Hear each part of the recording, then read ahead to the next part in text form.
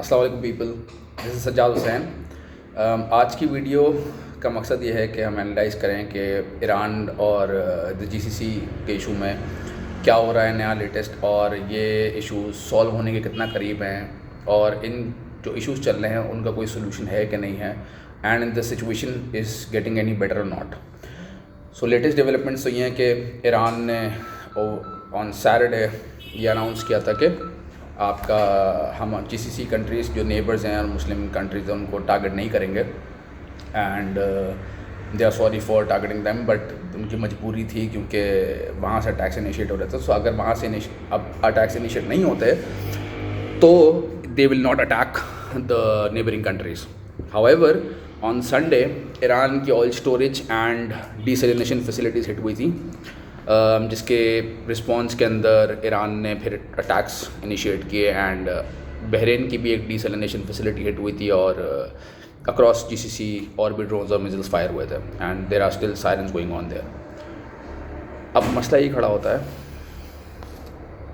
कि आपका ऑयल का क्या बनेगा, क्योंकि ऑयल ने आई थिंक लास्ट जो टिक दिया था दैट वाज 94-ish ब्रेंट, और कंटिन्यूसली राइज के अंदर था।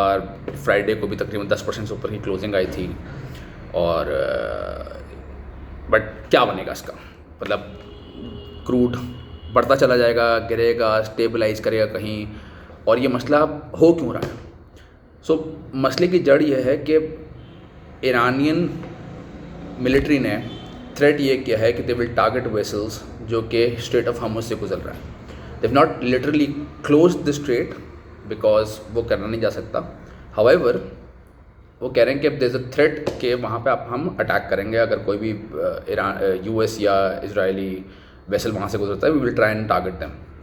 अब इस क्रॉस फायर में सिविलियन वेसल्स भी आ जाते हैं। अब इन सिविलियन वेसल्स को वहाँ से गुजरने के लिए इंश्योरेंस कवर चाहिए होता है कि अगर हमें लेट्स से कोई श्रैपनल या इंटरसेप्टेड मिसाइल या गलती से हमारे पे हम टारगेट नहीं थे बट हम ही पे आके मिसाइल कर गया तो क्या होगा?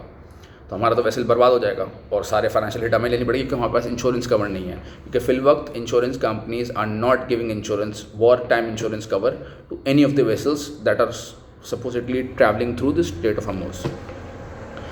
इस वजह से कोई भी नहीं गुजर रहा। So since Monday only 9 vessels have crossed the strait of Hormuz as opposed to 100 each day जो पहले गुजरते थे। That's a big shift. 900 गुजरने चाहिए थे, 9 गुजरे, सो ओनली 1% हैव क्रॉस्ड। अब चूँकि मसला ये नहीं है कि हमें मिसाइल लगेगा, बट मसला ये है कि अगर हमें लग गया तो हमारे पास इंश्योरेंस कवर नहीं है, तो हाउ विल बी मतलब come back on our feet कि हमारा तो वैसे गया। तो इस इशू को सॉल्व करने के लिए यूएस ने एक नया अभी प्लान प्रपोज किया है which is a $20 billion fund जो कि इंश्योरेंस कंपनी को री इंश्योरेंस कवर प्रोवाइड करेगा, विच मीन्स कि अगर कोई वेसल हिट होता है इन द स्ट्रेट ऑफ हार्मुज और उसके पास इंश्योरेंस कंपनी की इंश्योरेंस थी वॉर टाइम की, तो वो इंश्योरेंस कंपनी पे आज जाके अपना क्लेम डालेगी, इंश्योरेंस कंपनी उनको पैसे देगा, और ये इंश्योरेंस कंपनी यूएस की इंश्योरेंस कंपनी या जो भी एंटिटी बनेगी उसको ये क्लेम डालेगी कि भाई मैंने इतना क्लेम भरा है, अब आप भी मुझे इसके लिए कॉम्पनसेट करें। सो वो इंश्योरेंस कंपनी की इंश्योरेंस क्रिएट हो रही है। सो इसका मकसद ये है कि जो सबसे बड़ा बॉटलनेक है अभी फिल वक्त that is the insurance cover. अगर उसको सॉल्व कर देते हैं तो काफ़ी सारे वेसल्स हो सकते हैं, they might risk going through the strait of Hormuz, और जो चोक पॉइंट बना हुआ है अभी ये ग्लोबल ऑयल के लिए, तकरीबन 20% of the oil passes through the strait of Hormuz, तो वो काफ़ी रिलैक्स हो जाए।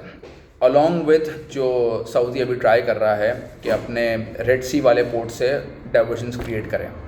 तो right now they process around 8 million barrels per day export, and potentially they can re-divert around 5 to 6 million barrels from the Red Sea, और बाकी फिर उनको एक्सपोजर कैरी करना पड़ेगा in the strait of Hormuz. However some countries like Qatar, Bahrain, Kuwait, they don't have any other alternative options. उनको strait of Hormuz से ही गुजरना पड़ेगा, उनका जितना भी वॉल्यूम्स है, चाहे वो गैस का हो या ऑयल का हो या रिफाइंड प्रोडक्ट्स का हो, एनी ऑफ दोज।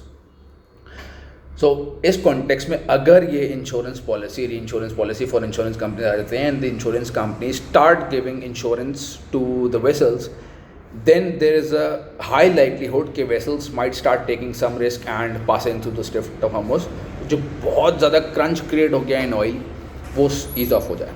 अगर ये नहीं होता then the real complication will start, because अभी तक तो स्टाफ नहीं किए कंट्रीज़, सबके पास ऑफकोर्स 10 दिन, 15 दिन, 20 दिन, 25 दिन की इन्वेंट्री पड़ी हुई होती है, अलॉन्ग विद पाकिस्तान जिसके पास 28 दिन की इन्वेंट्री पड़ी हुई थी।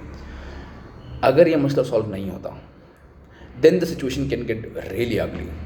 इसी वजह से as each day is progressing the price move जो एक दिन में आ रहा है that is increasing. So Friday का move was the biggest price move yet, Monday के प्राइस मूव से भी ज़्यादा, just because of the fact कि अब companies are getting desperate to buy, countries are getting desperate to buy and they have to buy it at any cost. So अगर ये Sunday, अभी जैसे संडे तक भी इशू सॉल्व नहीं हुआ है, अगर ये 2-4 दिन भी और मसला चलता है तो काफ़ी सारी कंट्रीज जो है अपने डेड स्टॉक लेवल्स पे आ जाएंगे, विच इज़ द लेवल जहाँ पे उनको अलार्म्स बजना शुरू हो जाता है। पाकिस्तान ने भी इस कॉन्टेक्स्ट में एक अर्ली मेजर लेने की कोशिश की which was increasing the petrol prices and diesel prices. उसका मकसद 2 थे, एक कि पेट्रोल की शॉर्टेज ना क्रिएट हो, कि लोग अपने पास होर्डिंग करना शुरू कर देंगे और देंगे नहीं, और फिर उससे मार्केट के अंदर और रिटेल लेवल के अंदर और यूजुअली कंज्यूमर्स के ऊपर एक अजीब सा इंडिकेशन जाता है कि भाई शायद ऑयल है अवेलेबल ही नहीं है। हाउएवर वो पेट्रोल पम्प यूजुअली यही करते हैं कि जब प्राइस बढ़ने वाली होती है तो वो रोक देते हैं, और प्राइस इंक्रीज हुआ इनएविटेबल, 7 को नहीं बढ़ते तो 15 को उससे बड़ा प्राइस मूव लेना पड़ता। सो इस वजह से the government took the price increase early. The second move that they are, so इसका एक और ऑब्जेक्टिव भी था, दैट ऑब्जेक्टिव वॉज कि जितनी पेट्रोल की प्राइस बढ़ेगी उतना ज़्यादा people will rationalise their consumption, extra travel कम करेंगे बिकॉज ऑफ कोर्स अब आपको पेट्रोल ज़्यादा हर्ट करेगा लंबे डिस्टेंसेस पर ट्रैवल करना या फालतू ट्रैवल करना।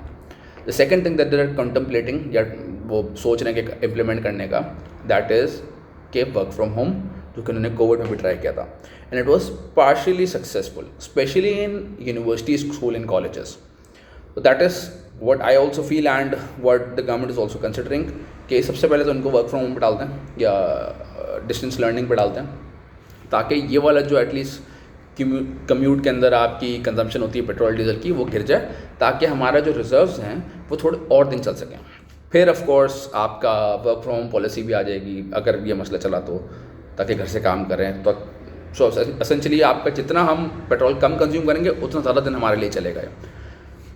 फिर हमारे पास ऑफ कोर्स कुछ लोकल रिजर्व्स भी हैं ऑफ क्रूड, तो वो भी हमें सपोर्ट करेंगे। ATRL जैसे नॉर्थ के अंदर है और नेशनल रिफाइनरी साउथ के अंदर है, उस साउथ मतलब खैर सदर्न रिफाइनरीज ऑफ कोर्स 20% तक on an average he local crude पे चलती हैं, बाकी 80% they rely on imported crude.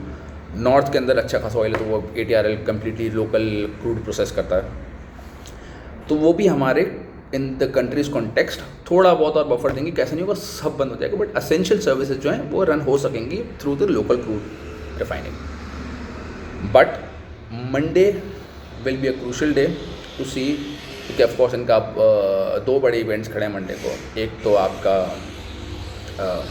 The monetary policy which is, वहाँ से काफ़ी बड़ी इंडिकेशन मिल जाएगी okay what is the state bank thinking ना और उसकी डायरेक्शंस क्या हैं।